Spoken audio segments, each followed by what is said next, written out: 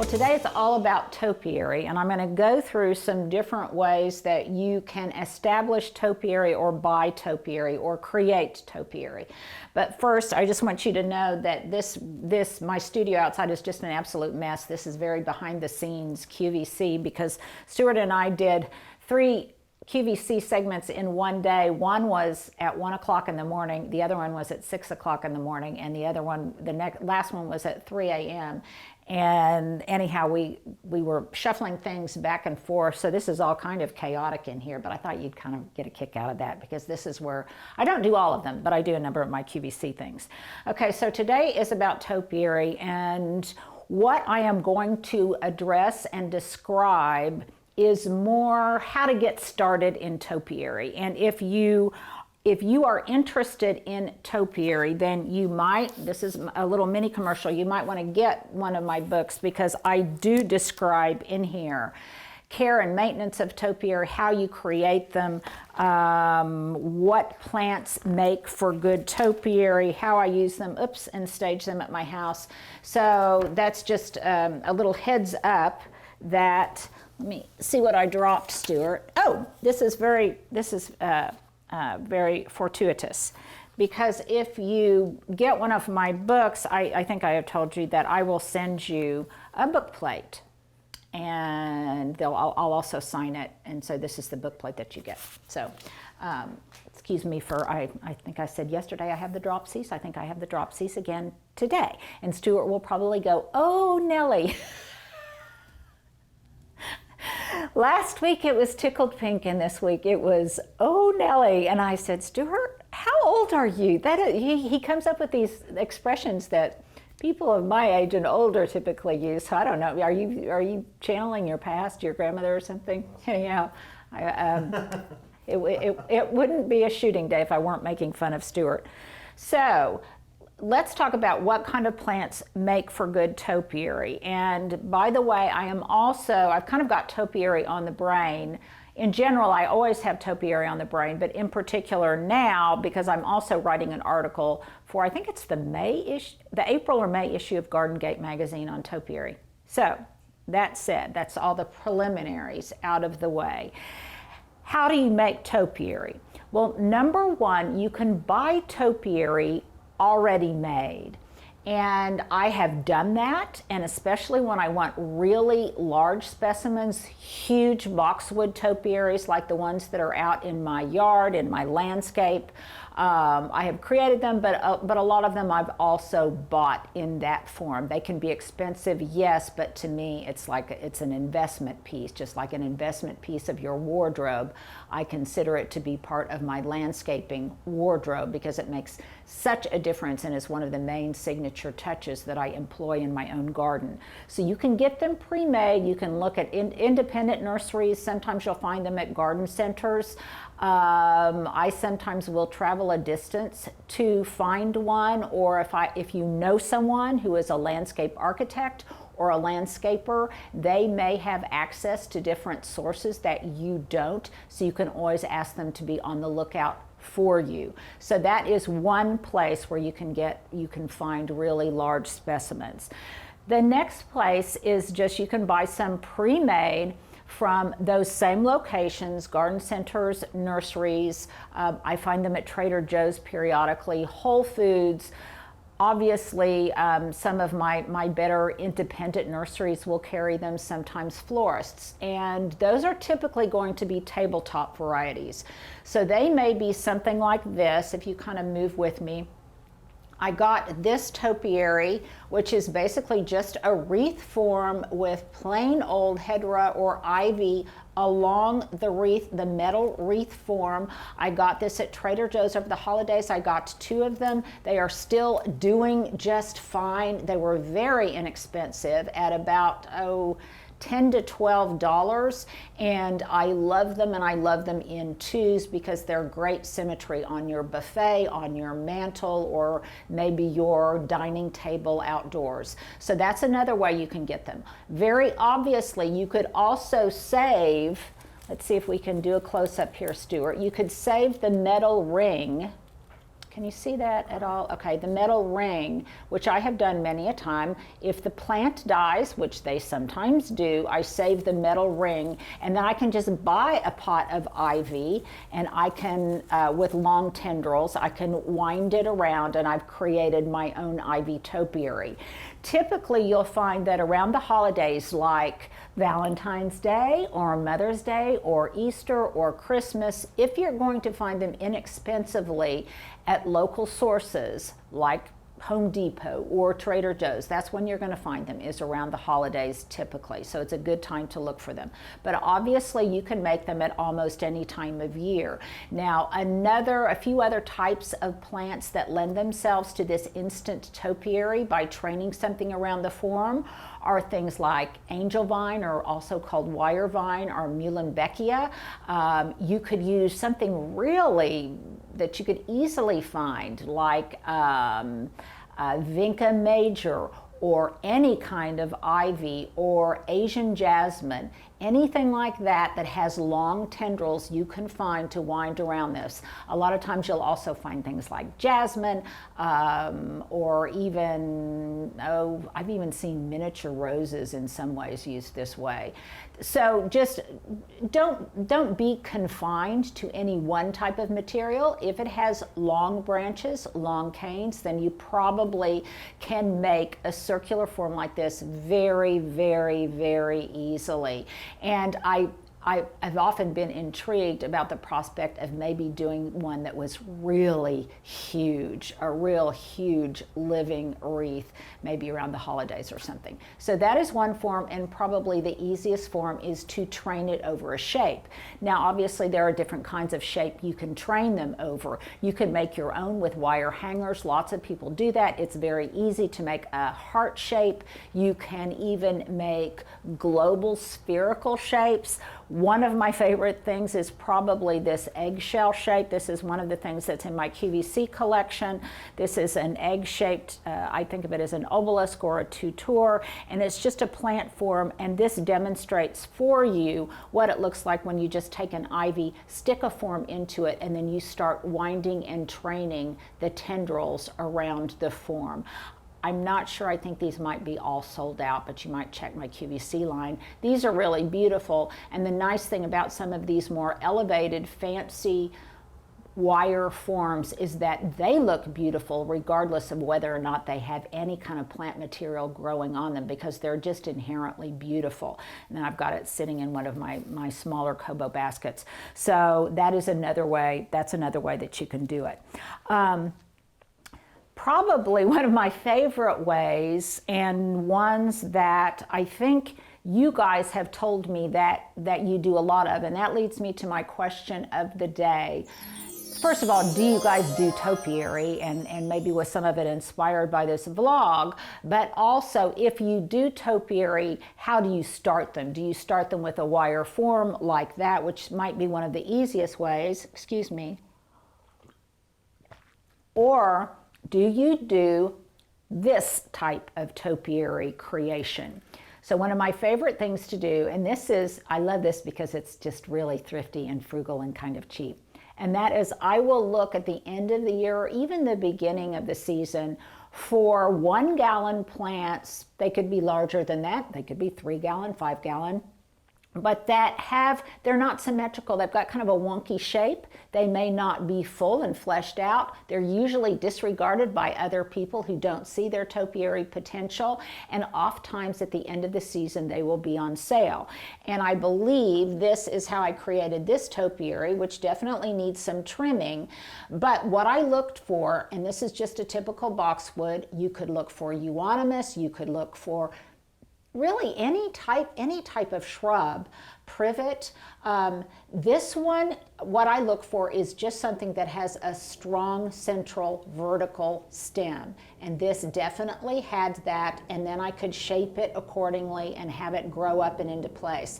And I have done this with junipers, I have done this with all sorts of evergreens, but you basically just get a 1 gallon plant from the nursery. And by the way, Stuart, I think let's put up a link to the topiary playlist, because there's a playlist of all of my past vlogs where I show how to shape them and how to transform just a shrub into a topiary. So that content has already been created, but that's another way. Again, you can look for different forms. For example, this is kind of a classic form that you might see at in your nurseries, and that's just this very tall, pointed, conical shape. A lot of times it will be an arbor vitae, it'll be some kind of evergreen. This is a lemon cypress that we just love. That in my zone can be kind of temperamental. It doesn't really like our heat, but nevertheless, for periods of time, I will grow them. This was actually a start that my friend Monica cultivated and raised to maturity. She can still take cuttings off of this, and she has done that. Stuart, I'm going to go over here and shut this. We've got a little bit of a breeze today, you guys. The weather has been so wacky. That's the door that goes out. Let's give them a little peek into the out of doors. That goes out into the garden. But this is a traditional form that you can find just about anywhere. And a lot of times you will see them and they have the hint of this shape. They have sometimes they'll be very tightly clipped, but most of the time they're a little bit fluffy and they don't have the strong architectural form that I at least so much look for in a topiary. So in that case, then you get them and you clip them and they look great in pots. They look great in the ground. They are often very inexpensive and it's a fun thing to do. In the Southern Living plant collection, I like to use pancake arborvitaes. I also like to use their fire chief arborvitaes. There's a lot of different kinds of evergreens that you can use. So again, don't be confined to any one type of plant material. Just let your imagination go wild and just look for potential. You can see here that I've got some other tiny little boxwoods. This is a start. This one was a case of being observant. So when I trim my boxwood in the spring, sometimes pieces fall to the earth, particularly if it's in an area that stays wet and kind of soggy, and it will root in place, and then I identify it and I dig it up and I turn it into a small starter topiary. But you can also obviously take cuttings, and in the topiary playlist, I believe there is one where Monica shows us how to take cuttings and transform them into topiary. So definitely you will want to reference that and check those out. I've talked about this form of topiary acquisition many times, and it may be, each thing is my favorite, but this might really be my favorite because it is just turning something, nothing into something. This is a cherry laurel that I dug up from the yard. The birds planted it. I didn't even know what it was originally when it came up. I just noticed that it had that telltale strong leader or strong central stem that was rather straight and that I could train with just a little post, a little dowel here. And so I did that. And this one you can see, I don't know, Stuart, can you tell that this is loosely starting to acquire a double ball form? I have played with the idea of just making it be a single ball form, but I think over time I am going to let it grow into a double ball form. Now it is starting to put on new growth, and I anticipate by the end of the season that it will be much thicker and much fuller. Now Stuart, if we can do an up close, let me see if we can get a visual on this. Now the reason that you prune topiary very frequently, especially during the growing season, is because when you trim it, it forces out interior growth. So can you see that, Stuart, that there's a little bud there? right at the intersection of the stem and the leaf. You can see right there. There's also one there at the top. And what that will do is it will increase the thickness, the density, and the bushiness of the shape that I am establishing by cutting off the terminal ends. And again, I'm not going to go into that in great detail, but it's something that's in my book, and it's also in some of the previous segments that we have done, previous vlogs that we have done. I've got 2 of these. I've also seen some candidates out in my yard, and it's funny, you guys, because this is proven to be one of my favorite plants to use as topiary, partly because it's just free and I just dug it up, but also because what I love about it is it's got the kind of glossy foliage that I like, but the leaf form is a little bit larger, and it makes a wonderful size and textural contrast to my other topiaries, like my boxwood and like this compacta myrtle. So they create a great synergy, and I love the way they look. Plus it has that kind of glossy foliage. So again, be observant, be open-minded about anything you see growing in your garden.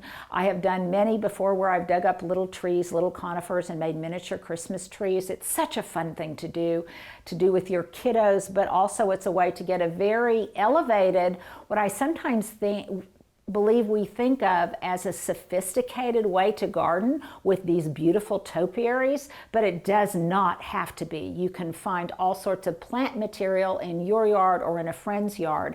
I think we have that sometimes misconception that it's really expensive, because you can't pick up a high-end shelter magazine, whether it's Veranda, Architectural Digest, I don't care what kind of shelter magazine it is, Domino, any of them, without seeing topiary inside, used in the interior. And I think that's sometimes why we think they're expensive. Now, while you can create them very inexpensively, you can also spend some money on them. And where I invest my money in topiary is typically in compacta dwarf myrtles, or myrtle communis, whatever it is, however you pronounce it.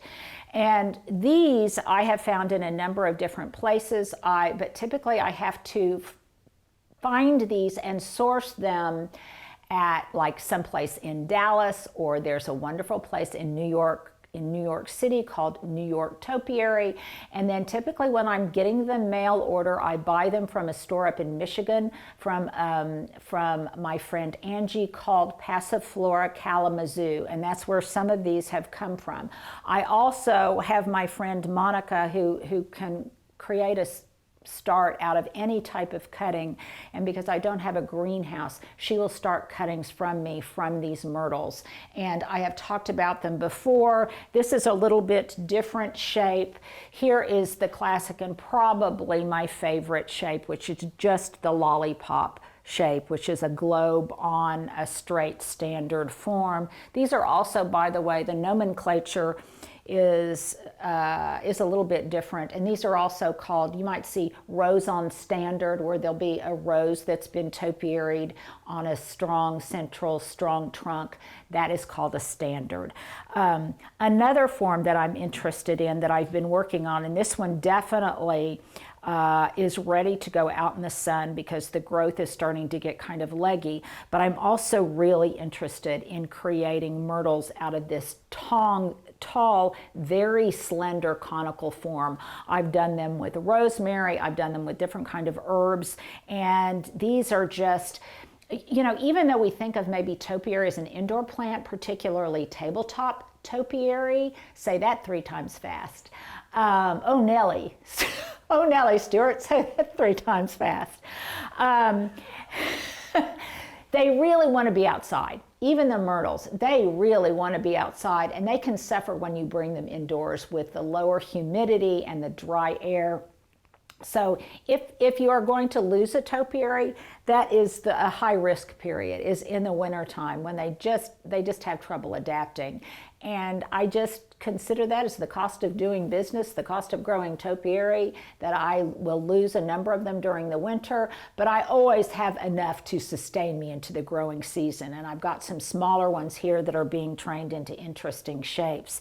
This one over here is a really fun one, and I don't know why, but I think of it as my Peter Pan topiary. This is that compacta myrtle, and I think of it as a Peter Pan topiary because this reminded me of what is on a pirate ship, the sailing infrastructure of the sail of a pirate ship. And so I just trained some of these to go lateral, and I trained these along just some really thin supports, that stakes that I got that actually probably came from some of my, I hardly ever throw away anything that still has utility, and these probably came from some small orchids that I have had in the past. So this is kind of an unusual shaped one.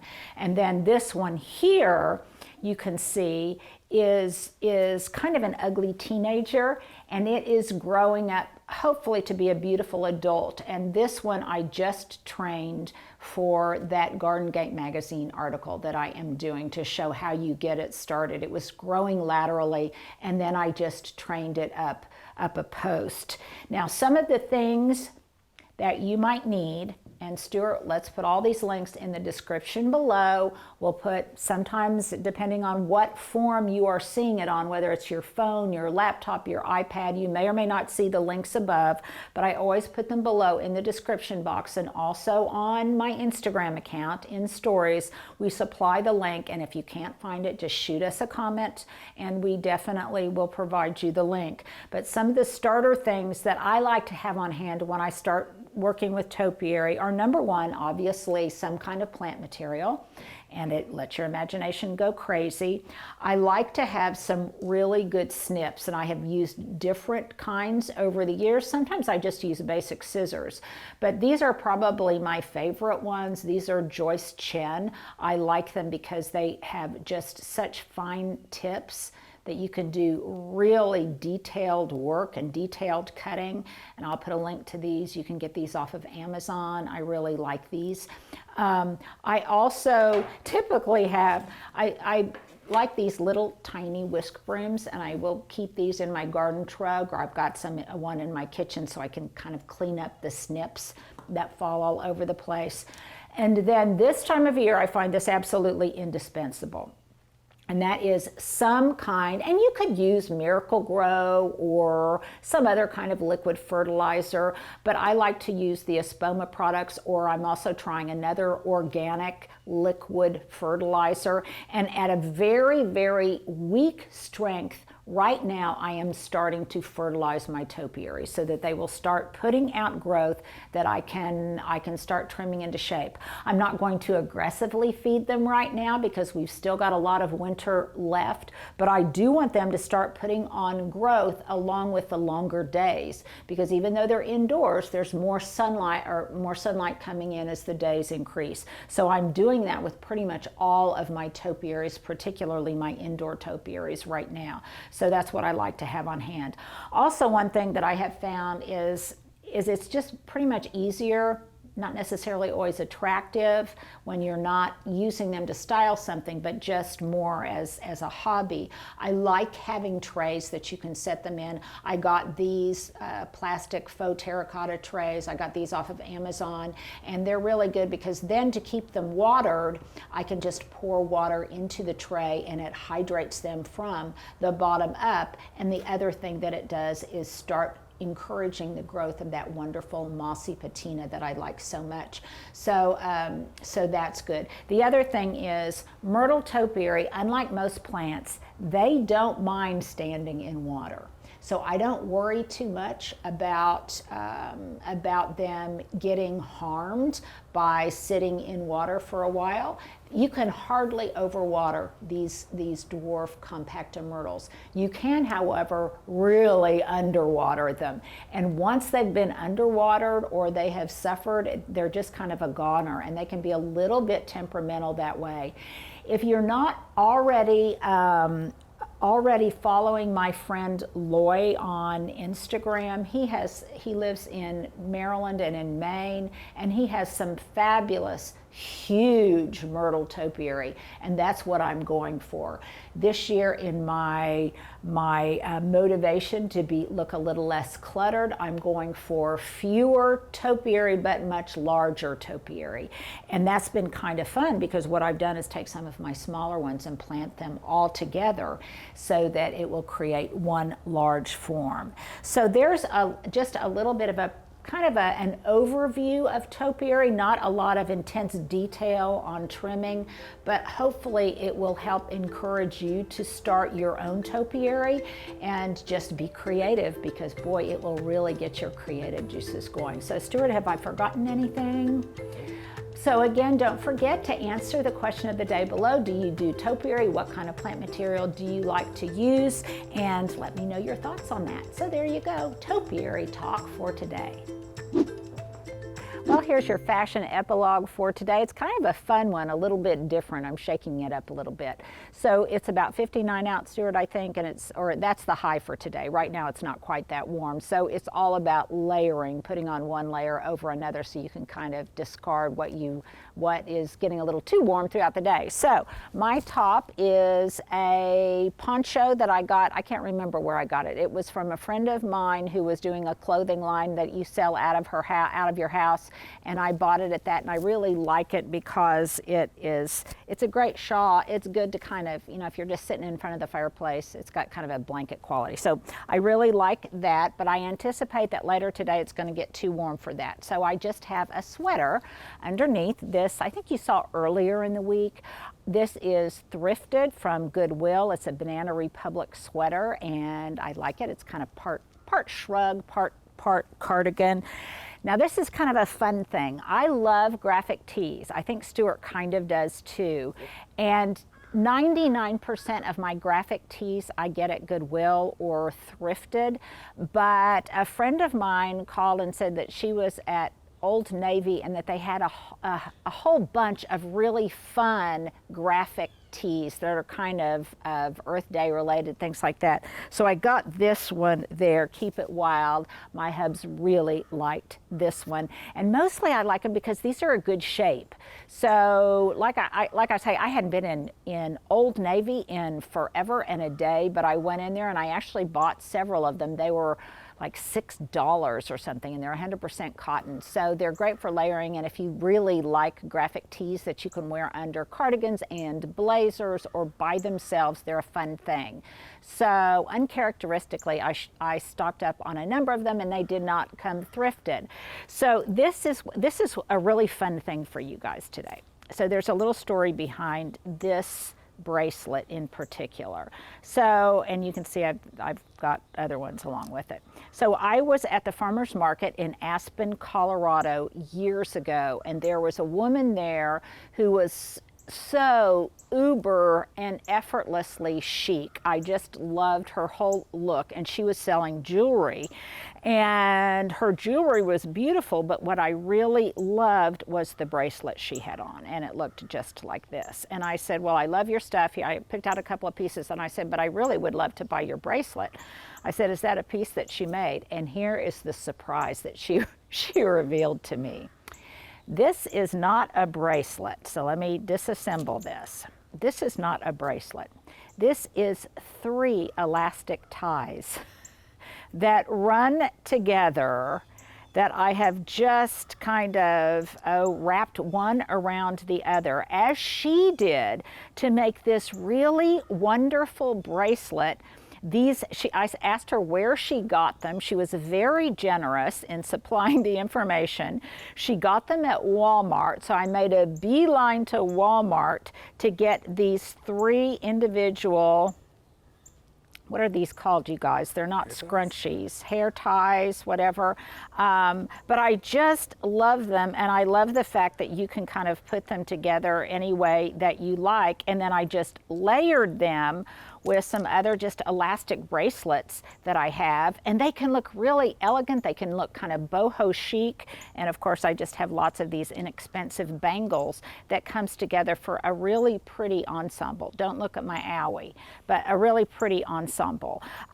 This ring I got in Amelia Island. My sister and I both bought one simultaneously so that when we put it on we can think of each other. And yes, I actually do have a manicure because Stuart and I did tons of QVC last week and my previous manicure had just been destroyed. My little belt, by the way, I'm going to ask you guys a question.